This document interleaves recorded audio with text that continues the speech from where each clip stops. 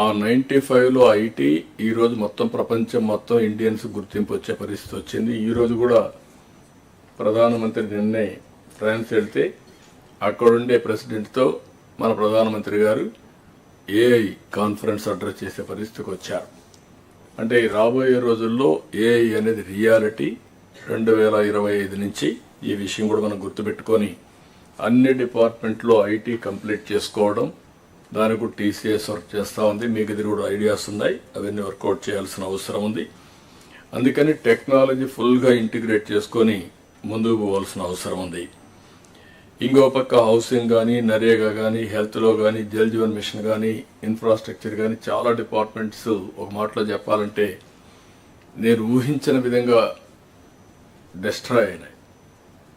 Jal Jeevan machine ఆబ్జెక్టివ్నే వీళ్ళు dilute చేసే పరిస్థితికి వచ్చారు.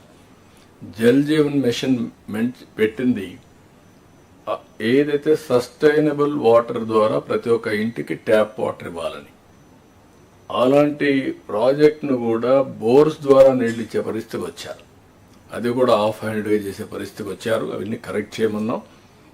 ఏదైతే కొన్ని రాష్ట్రాలు 70,000, 80,000, 1,00,000 కోట్ల రూపాయలు అంటే మన వాటా 45% వస్తుంది ఇచ్చి రాజేష్ ఖర్చు పెట్టే పరిస్థితికి వచ్చారు.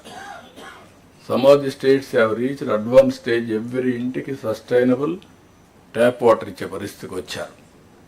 మనం ఇంకా కూడా అలాంటి సమస్యలతో సతమతమయ్యే పరిస్థితి వచ్చాం. మనం స్పీడ్ పెంచాల్సిన అవసరం ఉంది. అదే మరిగా మీలో కూడా అందరం కూడా గుర్తుపెట్టుకోవాల్సింది, మనం ఐసోలేటెడ్ కాదు, స్టాండ్ అలోన్ కాదు.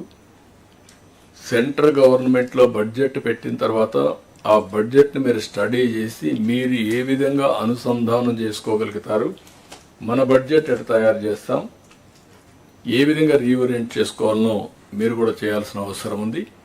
ఇప్పటి వరకు అయితే నేను చూస్తున్నాను, ఇంతకుముందు అంత రొటీన్గా ఈ ఇయర్ ఇంత ఖర్చు పెట్టాం, నెక్స్ట్ ఇయర్ ఇంత కావాలని అడుగుతున్నారు తప్ప మనం చాలా క్లియర్గా ఒక టార్గెట్ పెట్టుకొని ఆ టార్గెట్ని అచీవ్ చేయడానికి ఇన్నోవేటివ్ మెథడ్స్ ఏ ఉన్నాయో అవన్నీ చేయాల్సిందిగా నేను మిమ్మల్ని కోరుతున్నా. ఫైనల్గా నేను మిమ్మల్ని అందరినీ కోరేది ఒకటే, 2047 చాలా స్పష్టంగా 15% year on year growth rate పెట్టుకున్నాం. అదే సమయంలో $2.4 ట్రిలియన్ మన జిఎస్టిపి ఉండాలనుకున్నాం. $42,000 per capital income, highest in the country రావాలనుకుంటున్నాం.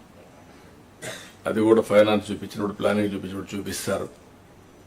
ఏ విధంగా 30 సంవత్సరాల డేటా 1995 నుంచి 2024 వరకు ఆ డేటా మీరు చూస్తే ఇట్ ఈజ్ ఐ ఓపెనర్ అవుతుంది. ఆ రోజు ఆలోచించిన విధానం, కన్సిస్టెంట్గా ఫాలో అయినటువంటి పాలసీస్ అన్నీ ఎక్స్ట్రాడినరీ ఫలితాలు వచ్చాయి. ఇప్పుడు మనం చేసేది ఒక చరిత్ర. ఆ చరిత్ర ఇప్పుడు కాదు, రాబోయే రోజుల్లో భావితరాలు మనం గుర్తుపెట్టుకునే విధానంగా ఉంటాయి. అయితే ఇక్కడ దీర్ఘకాలంలో మాట్లాడుతూ షార్ట్ టర్మ్లో మనం మర్చిపోతే కష్టం. ఈ ఇయర్ నుంచి మీరు ఆలోచించాల్సింది, ఈ ఇయర్ మీరు ఏం చేయబోతున్నారు. 1 ఇయర్, ఫస్ట్ ఇయర్లో ఒక 2-3 నెలలు లేకపోయినా ఫస్ట్ ఇయర్ వీఆర్ కంప్లీటింగ్. అక్కడి నుంచి 25-26 మన బడ్జెట్ ఒక వినూత్నంగా ఉండాల్సిన అవసరం ఉంది. ప్రజల ఆస్పిరేషన్స్ని ఫుల్ఫిల్ చేసే విధంగా ఎవ్రీ డిపార్ట్మెంట్ మీరు ఆలోచించాలి. అదే సమయంలో ప్రతి ఒక్కరు కూడా ఒక క్లియర్గా మీ గోల్స్ ఏంటి.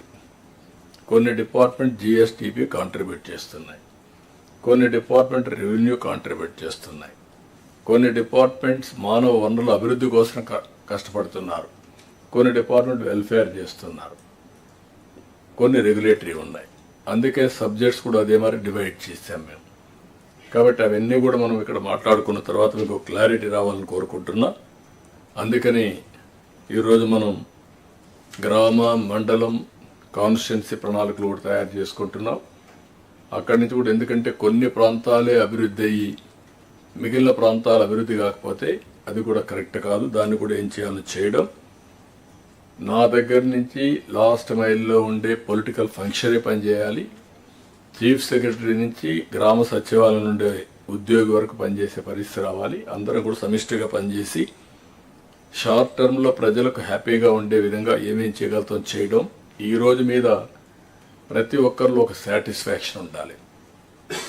రేపటి మీద ఒక భరోసా, మళ్ళా భవిష్యత్తు బాగుంటుందని ఒక ఆశ ఉండాలి. ఈ రెండు ఉంటే తప్ప సాధ్యం కాదు. అల్టిమేట్గా తెలుగు జాతి అనేది ప్రపంచంలో నెంబర్ 1 చేయాలని నా సంకల్పం. నేను ఇక్కడుండే అందరిని కూడా కోరుతున్నా, అది ఎన్డీఏ సంకల్పం. నేను కానీ మిత్రుడు పవన్ కళ్యాణ్ కానీ అదే మరిగా మిగిలిన బీజేపీ కానీ అందరం కూడా అదే ఆలోచిస్తున్నాం. అందుకని మీరు చూస్తే ఇండియన్ పాలిటిక్స్లో కూడా పెను మార్పులు వచ్చాయి. మాటలు చెప్పే వాళ్ళందరూ చరిత్రలో కనుమరుగైపోయే పరిస్థితికి వచ్చారు. ఎవరైతే యాక్షన్లో చూపిస్తున్నారో వాళ్ళు సర్వే అయ్యే పరిస్థితికి వచ్చారు. రాబోయే రోజుల్లో ఇంకా కూడా దీనికి మీరు చూడబోతారు. ప్రజల్లో అవేర్నెస్ పెరుగుతుంది. పెరిగినప్పుడు పర్ఫార్మెన్స్ ఇది క్రైటీరియా. ఎవరైతే పర్ఫామ్ చేస్తామో వాళ్ళకు మనుగడ ఉంటుంది. కానీ ఇక్కడుండే ఆఫీసర్స్ కూడా నేను కోరుతున్నా, మనందరిపైన ఒక హిస్టారికల్ రెస్పాన్సిబిలిటీ ఉంది. మీరు ఆఫీసర్స్గా, మేము పొలిటికల్గా, మేము 5 ఏళ్ళకి ఒకసారి మళ్ళీ మేము మ్యాండేట్ తీసుకున్నా. ఇక్కడుండే ఆఫీసర్స్ పైన ఒక బాధ్యత ఉంది. One of the best service IAS, cream of the society. You got this opportunity. ఈరోజు ఇక్కడుండే మంత్రులకి ఇంతమంది ప్రజల్లో ఎంతమందికి అవకాశం వస్తుంది? ఇక్కడుండే ఆఫీసర్లకి ఈ స్థాయిలో రావడానికి ఎంతమంది ఆఫీసర్లో మీరు ఈ స్థాయికి వస్తారు? ఈ 2 విషయాలు మనం గుర్తుపెట్టుకోవాల్సిన అవసరం ఉంది. అనునిత్యం మనం సమీక్ష చేసుకుంటూ మనం అనుకున్న లక్ష్య సాధన కోసం రీడెడికేట్ కావాలని, దానికి కాన్ఫరెన్స్ ఉపయోగపడాలని మనస్ఫూర్తిగా ఆకాంక్షిస్తూ మరొకసారి I wish all the best for all of us, including me and state. Thank you అనండా. Sir, thank you very much. ఇప్పుడు ఈ కార్యక్రమం కూడా ఈ ఒకరోజు కార్యక్రమం మనం ఏ రకంగా పెట్టుకున్నామంటే, ముందు ఒక 5 ఇంపార్టెంట్ డిపార్ట్మెంట్స్కి సంబంధించి they will make the presentations.